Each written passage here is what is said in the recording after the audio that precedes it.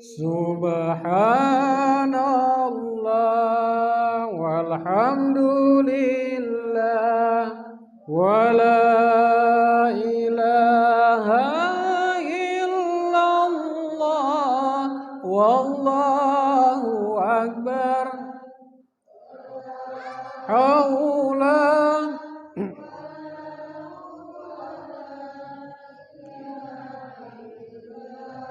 il-aliyil azim. Makanya jemaah tua kita dulu rapat tadot, rapat berjongin deka kehidupan kita, maka kita ni tidak lalai, maka kita tidak teledor. Galak kamu kuajak tadot? Galak tidak? Ada tadot ini aku catat ngari ini aku tadi. Hakikat orang dinda sembahyang. Hakikat jema dinda lina ngumpulkan harta belawan bandel. Lalai sembayang. Lalai kalau jema sedekah labuhat liot, ladi ke sembayang limipis bumbu. Nyelanian. Sibuk pernah injek menang kagana betantom kita ke kebun, lalai pula lina bebande. Ngumpul ke harta benda. Ngojek tahan kita siang malam sengenya batap berasa beratus-ratus kilo isan di bukit nang tahan sembayang sedot. Nyangi kebun beribu-ribu sanggup sembayang 5 menit sedot. Alangkah ruginya, alangkah malangnya kita kalau kita mati, tu apa payah jerih payah kita tu tidak sama sekali bernilai ibadah kepada Allah. Tu apa tadi? Hakikat orang dinda sembahyang lina ngumpulkan harta belawan bandel.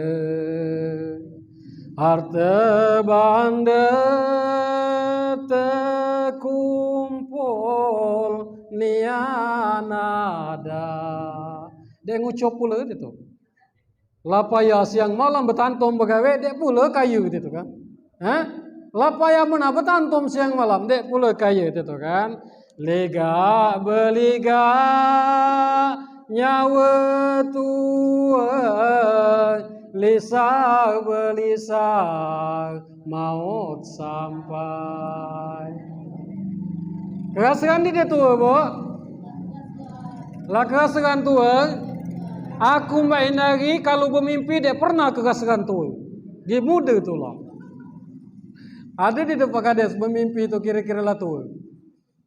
Masih bermimpi kadangan masih SD teringat. Ya sudah bu.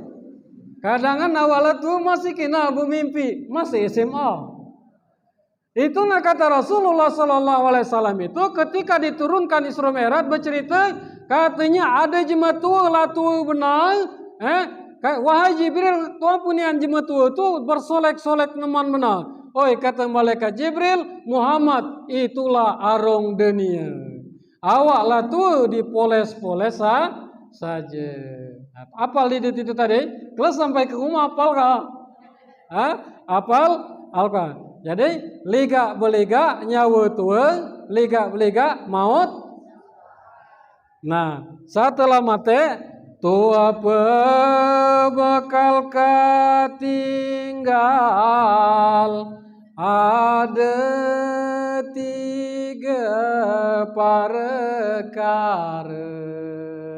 Tu apa tinggal 3 pertama dunia akan tinggal. Berjagal kita nge dunia ni dek berpinggir bu, kita tulah minggirnya.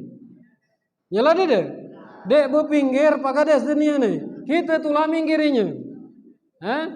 Jangan sampai kita dek keruan bawa dunia inilah tu dia berpinggir mate kita dek kegasegan. Sebab jemu mate tu bu kata di dalam dikitabkan disebutkan dalam kitab itu satu dia mate satu terjaga lah di dalam kuburan. Nah di mana aku ni? Jadi jangan sampai di itu kan pertama dunia, kedua anak jadi yatim. Jadi yatim ni dia. Jadi yatim mamu dek bapang tu tu. Dek bendong. Kalau endong dek dia bapang dek dia yatim piatu. Hanya ada pula je megalak ngurusi zakat itu katanya yatim piatu tu ada je mana dapat zakat dek dia. Ini kalau kamu ulang aja menjadi bertanya yatim piatu tu dek dia Pak. Di dalam 8 mustahik pembagian apa namanya zakat itu dek dia tertulis dapat jema ya yatim piatu. Sebab yatim piatu dan masjid itu adalah tanggung jawab seluruh umat yang beragama agama Islam. Jangan ini banyak terjadi ini kan. Karena kita belajar yatim piatu katanya. Amat itu yatim piatu dapat mana kira-kira presiden lah mati endong lah mati bapang. Dapat ide. Pak Kades nih kira-kira kan lah mati endong mati bapang. Yatim piatu dapat ide.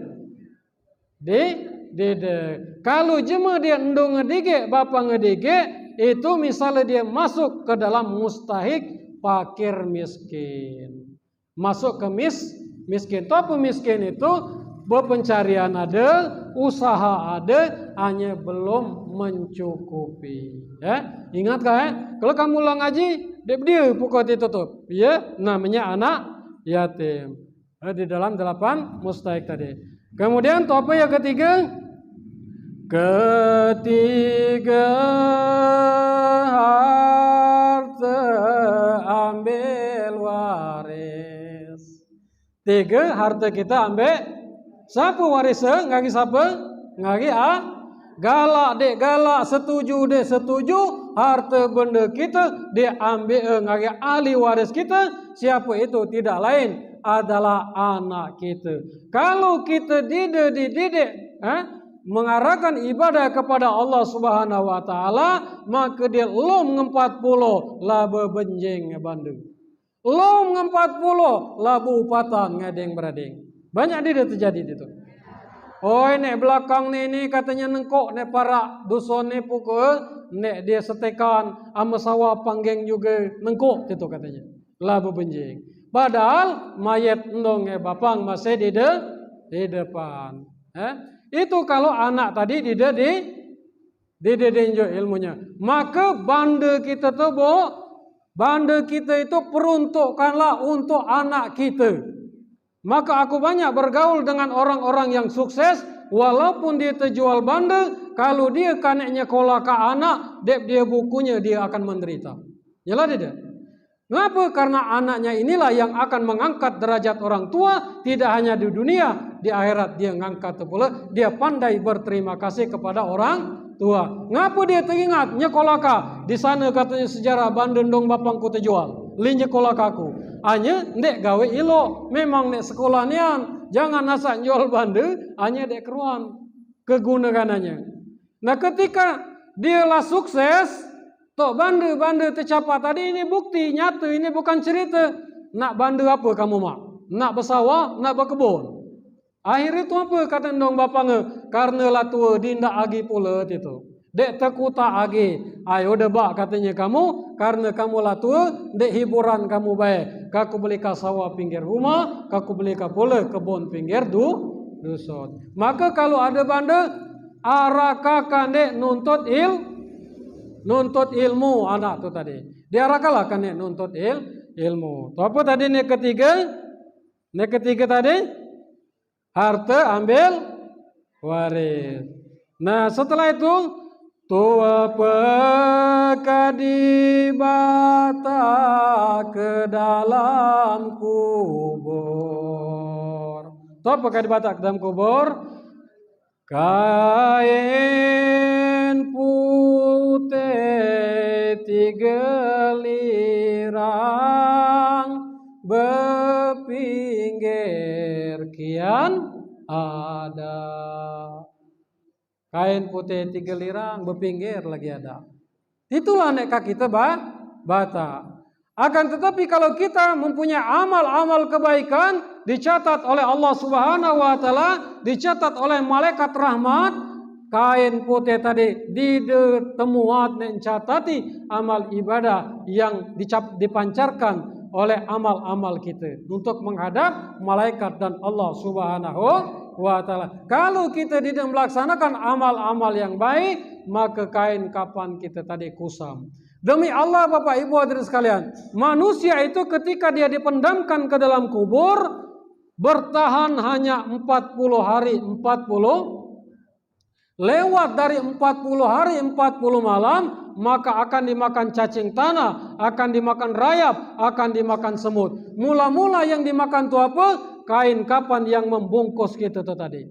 Setelah kain kapan terkelupas habis dalam tubuh kita, kulit kita pajuh pula. Kulit kita terkelupas habis, daging kita makan pula. Daging kita terkelupas habis, tinggallah tulang belulang, sum-sum kita lantak pula. Maka ketika manusia itu berada di dalam liang kubur, maka tidak ada yang dibanggakan dalam kehidupan di alam barzah, terkecuali adalah amal soleh, anak yang soleh, ilmu yang bermanfaat, dan amal jariah.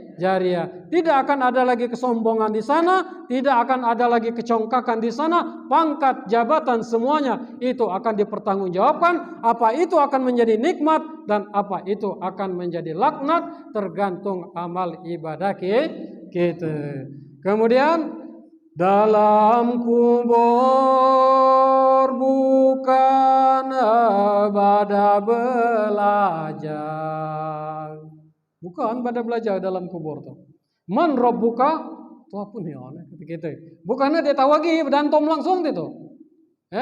Man rabbuka? Allahu akbar. Bukan pula pada bertanya, bukan pula pada berguru. Habis kita tuh. Berguru dek berbada lagi, belajar dek dia lagi, nak bertanya ke siapa? Terkecuali yang akan menjawab adalah seluruh amal kita. Maka ketika hidup ini, itu apa ayat yang dibaca tadi? Wa in tubdu ma fi anfusikum aw tuhbu yuhasibukum fayaghfiru liman yasha wa yu'adzibu man yasha wallahu ala kulli syai'in qadir. Itu apa artinya itu? Jangan kai lewat mulut kita nih, yang terlintas di dalam hati kita nih saja akan dipertanggungjawabkan di hadapan Allah Subhanahu wa taala. Akan tetapi walaupun kita ini penuh dengan dosa, kata Allah, rahmat Allah itu lebih luas daripada dosa-dosa kalian. Maka disambung oleh Allah Subhanahu wa taala, karena sayang kepada orang yang beriman kepada Allah Subhanahu wa taala, dia sayang kepada hamba-hambanya, maka disambunglah ayat tadi, fayaghfiru liman yasha wa yu'adzibu may. Maka kepada hambaku yang memohon ampun kepadaku, katanya, akan ku ampuni segala dosa-dosa, wasari'u ila maghfirah, akan tetapi bersegeralah menuju ampunanku. Ya ayyuhallazina amanu tubu ilallahi taubatan nasuha. Hanya jangan tobat sambal. Lah laju itu. Mama nempai dua. Cepat nian cepat nian. Lazan itu.